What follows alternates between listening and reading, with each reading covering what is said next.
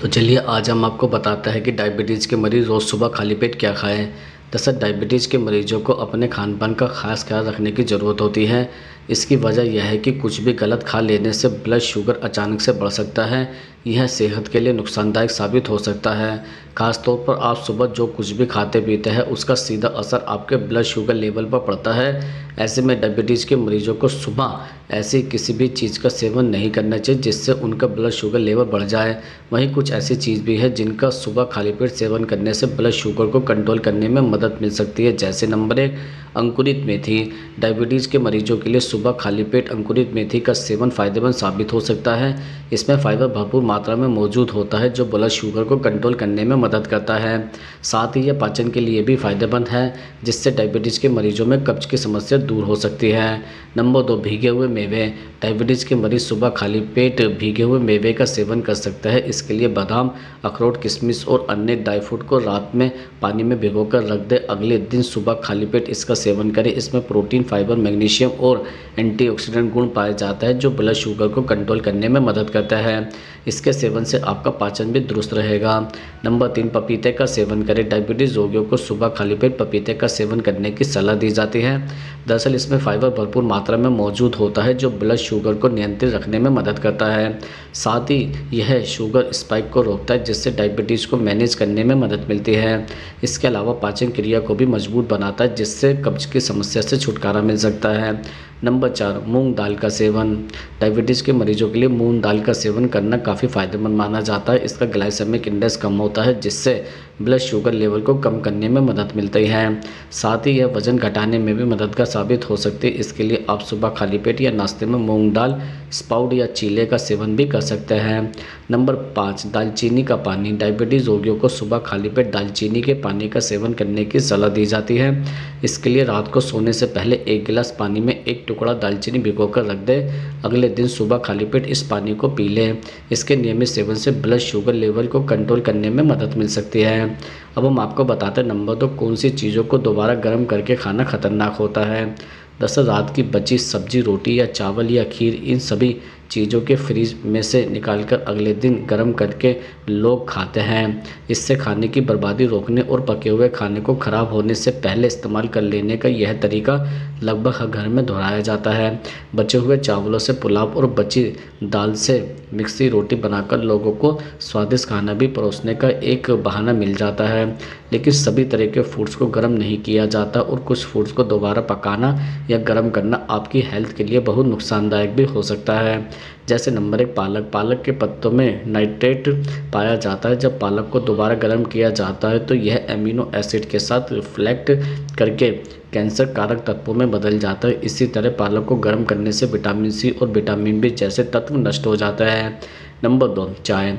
ठंडी हो चुकी चाय को दोबारा गर्म करके पीने की आदत तो अधिकांश लोगों में होती है, लेकिन चाय में मौजूद एंटीऑक्सीडेंट और पॉलीफिनॉल्स जहां आपकी पहली बार उबालने पर चाय के पानी में मिक्स होकर उसका स्वाद बढ़ाता है, वहीं दोबारा गर्म करने पर इसके गुण नष्ट हो जाता है। गर्म करने से चाय में टैनिक एसिड बनता है जो एसिडिटी बढ़ा सकता है। नंबर 3, तेल। बचे हुए तेल को बार बार गर्म करके उसमें खाना बनाने से आपके शरीर को बहुत अधिक नुकसान हो सकता है। बार बार गर्म करने और ठंडा करने की प्रक्रिया में कूलिंग ऑयल में नुकसानदायक केमिकल्स का निर्माण होने लगता है। यह केमिकल्स इन्फ्लेमेशन और कार्डियोवैस्कुलर बीमारियों का खतरा बढ़ा सकती है।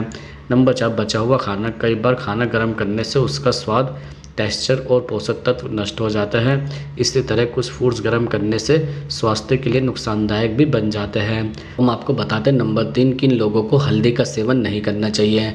दरअसल भारतीय मसालों में हल्दी का अपना एक अलग ही महत्व है। यह एक ऐसी औषधि है जिसका उपयोग आयुर्वेद में कई सालों से होता आ रहा है। हल्दी का इस्तेमाल आमतौर पर खाने का स्वाद और रंग दोनों को बढ़ाने के लिए किया जाता है, लेकिन इसके अलावा इसका उपयोग औषधीय रूप में भी किया जाता है। जी हाँ, हल्दी में कई तरह के औषधीय गुण भी पाए जाता है जो घावों को आसानी से भरने में मदद करता है और अन्य सभी बीमारियों के खतरे को कम करने में सहायक होता है। इसके अनेक स्वास्थ्य लाभ होने की वजह से आयुर्वेद में हल्दी को सर्वोत्तम जड़ी बूटी माना गया है, लेकिन फिर भी इस लाभकारी जड़ी बूटियों का इस्तेमाल हर किसी के लिए फ़ायदेमंद नहीं होता है। तो आइए जानते हैं कि किन लोगों के लिए हल्दी का सेवन करना खतरनाक साबित हो सकता है। जैसे नंबर नाक से खून बहने की समस्या, आमतौर पर दर्द, सूजन और घाव आदि की समस्या होने पर हल्दी उपयोग का फ़ायदेमंद माना जाता है, क्योंकि यह गर्म तासीर की होती है जिससे यह खून को पतला करने का काम करती है। ऐसे में जिन लोगों को बवासीर या नाक से खून बहने की समस्या है, उन्हें हल्दी के सेवन से बचना चाहिए। इन रोगियों के लिए हल्दी का सेवन जहर के समान साबित हो सकता है। इस दौरान हल्दी का सेवन करने से आपकी समस्या अधिक गंभीर हो सकती है। नंबर 2, पेट की समस्या होने पर जिन लोगों को पेट से जुड़ी किसी भी तरह की समस्या जैसे कब्ज, एसिडिटी आदि होती है, उन्हें भी बिना एक्सपर्ट की सलाह लिए बिना अधिक मात्रा में हल्दी का सेवन नहीं करना चाहिए, क्योंकि हल्दी का सेवन उनके लिए कई अन्य तरह की परेशानियां खड़ी कर सकता है। नंबर 3, गॉल ब्लैडर में स्टोन की समस्या होने पर वहीं जिन लोगों के गॉल ब्लैडर में पथरी या स्टोन की समस्या होती है, उन लोगों को भी हल्दी का सेवन अधिक नहीं करना चाहिए। हल्दी का सेवन इस स्थिति में हानिकारक साबित हो सकता है।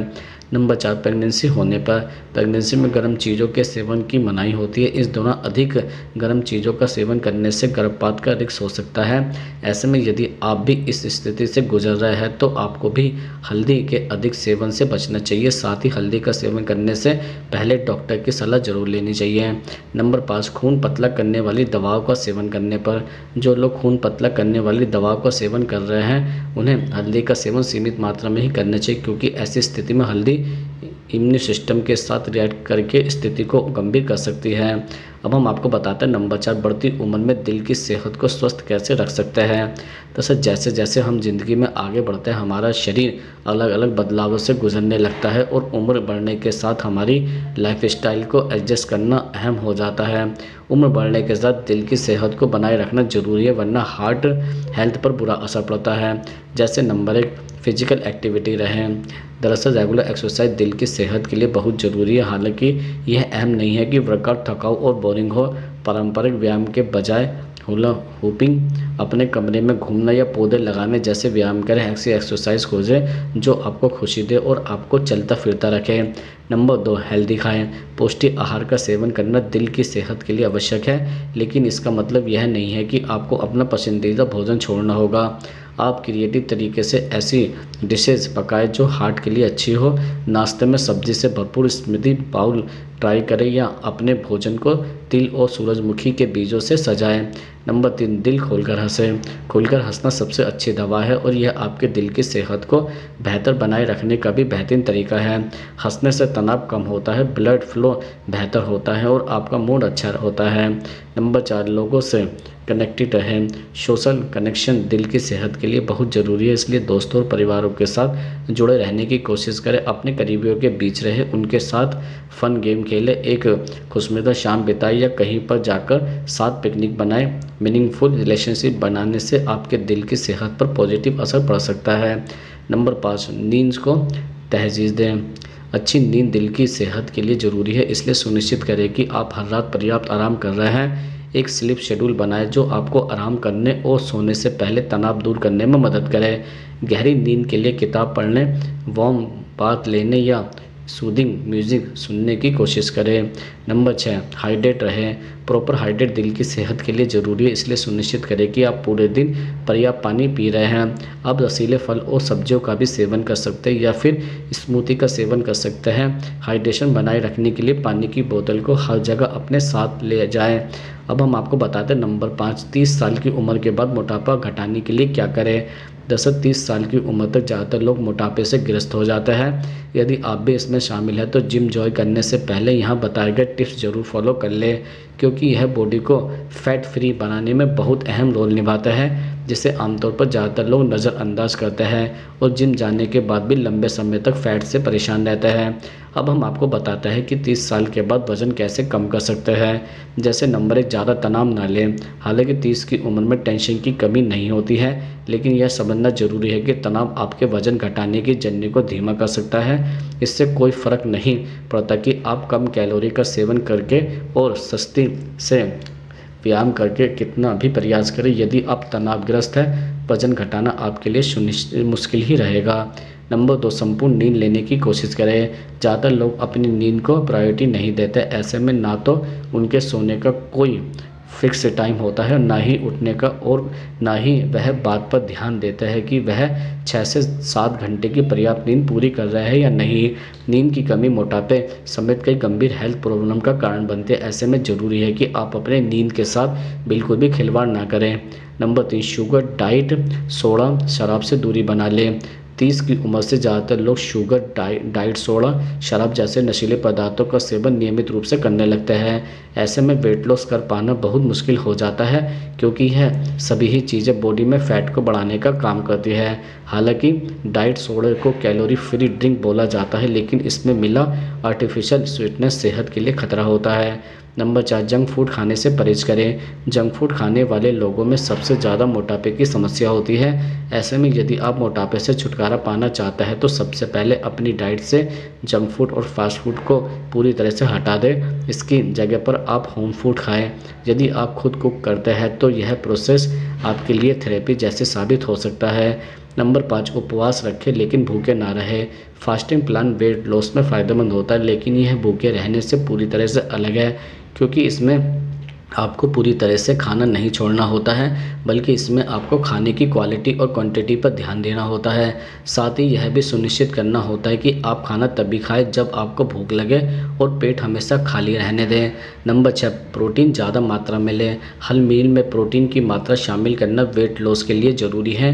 इससे मेटाबॉलिज्म बूस्ट होता है, जो कैलोरी बर्न करने में ज़रूरी है। प्रोटीन मसल्स और बोन मास बढ़ाने का भी महत्वपूर्ण काम करता है। अब हम आपको बताते हैं नंबर 6, पाचन शक्ति को मजबूत करने के लिए क्या खाना चाहिए। दरअसल दही पेट को स्वस्थ बनाता है, यह पेट को ठंडा करता है और पाचन क्रिया को सही करता है। इसके अलावा दही पेट के गुड बैक्टीरिया को बढ़ाता है, खाना पचाने के प्रोसेस में मदद करता है। इसलिए अगर आप चाहते हैं कि खाना अच्छे से पचे तो दोपहर के खाने में दही को जरूर शामिल करें। इसके अतिरिक्त पानी शरीर के लिए सबसे ज़रूरी चीज़ों में से एक है। इसका सेवन हमारे शरीर को ऊर्जा प्रदान करता है और शरीर के विषाक्त पदार्थों को बाहर निकालता है। वैसे सामान्य पानी पीने से बेहतर है कि आप गुनगुना पानी पिए, इससे पाचन शक्ति मजबूत करने में मदद मिलती है। आप नींबू पानी भी पी सकते हैं, यह भी पाचन शक्ति को मजबूत बनाने में सहायक है। इसके अलावा विटामिन सी से भरपूर खाद्य पदार्थों के सेवन से पाचन शक्ति मजबूत होती है। इसलिए अपने आहार में विटामिन सी युक्त खाद्य पदार्थ जैसे ब्रोकली, संतरा, कीवी और स्ट्रॉबेरी आदि को शामिल करें। इससे पाचन शक्ति को मजबूत बनाने में मदद मिलती है। इसके अतिरिक्त सौंफ का अर्क डाइजेस्टिव जूस को बढ़ाने में मदद करता है।